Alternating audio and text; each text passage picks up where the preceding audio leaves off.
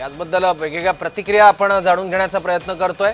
OBC नेते लक्ष्मण हाके आता आपल्या सोबत आहेत। लक्ष्मण हाकेजी, जरांगे शेवटी मुंबईत आले आहेत, आझाद मैदानात पोहोचले आहेत आणि तिथून त्यांनी उपोषणाची हाक दिली आहे। मागणी एकच आहे, ओबीसीतून मराठा आरक्षण। आमचा ओबीसीतून आरक्षणाला विरोध आहे आणि हे जरांगेंचं आंदोलन सत्तेमधल्या आणि विरोधामधल्या आमदारांनी, खासदारांनी म्हणजे बलदंड माणसांनी उभं केलेलं हे आंदोलन आहे। जरांगे हा फक्त चेहरा आहे।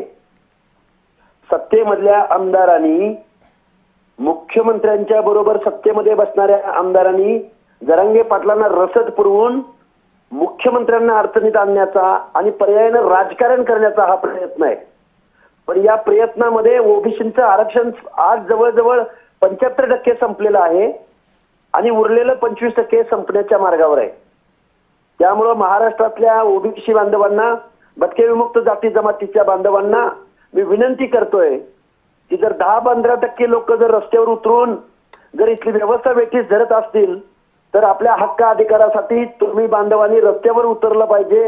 हे आव्हान मी महाराष्ट्रातल्या अर्ध्याहून जास्त असलेल्या लोकसंख्येला मी हे आव्हान करतोय। एकदा आरपारची लढाई आपल्याला लढायची आहे। आज उद्या आपण पाहू, नाहीतर महाराष्ट्रातला ओबीसी रस्त्यावर उतरल्या वाचून राहणार नाही ही ग्वाही मी या महाराष्ट्रातल्या ज्या ज्या आमदारांनी सत्तेतल्या विरोधातल्या जरांगेंना पाठिंबा दिला आणि मुंबई शहरामध्ये त्यांना बोलवलं त्या सर्व लोकांना मी हे चॅलेंज देत आहे, आव्हान देत आहे। पण लक्ष्मण हाके, इतकं उत्स्फूर्तपणे हे आंदोलन उभं राहिलंय, राज्यभरातून लाखो लोक यायला आले आहेत, सामान्य कष्टकरी लोक सुद्धा या आंदोलनात सहभागी झाले आहेत, काही धनगर समाजाचे नेते सुद्धा या मोर्चात सहभागी झाले आहेत, सरपंच आहेत, अर्थात स्थानिक पातळीवरचे ते नेते आहेत। तुम्ही असं कसं म्हणता की राजकीय हेतूने हे आंदोलन प्रेरित आहे?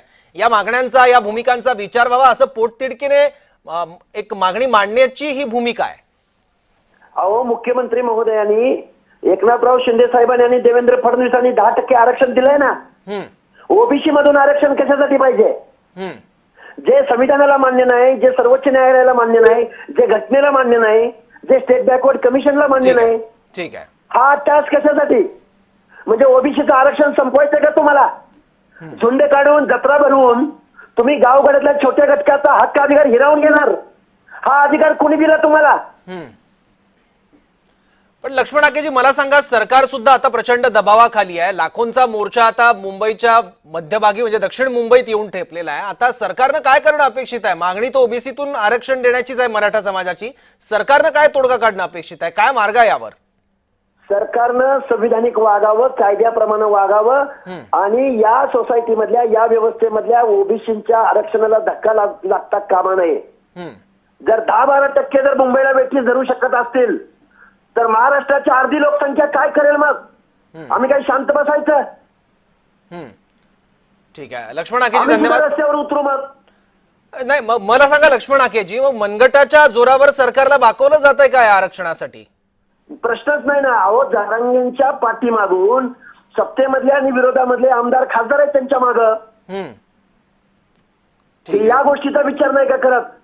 मग उद्या कोणीही मोर्चा काढेल आणि मग व्यवस्थेतला छोटा छोटा घटक आहे की ज्याला मोर्चा काढता येत नाही, त्याला तुम्ही काही संपवून टाकणार का महाराष्ट्रामधून?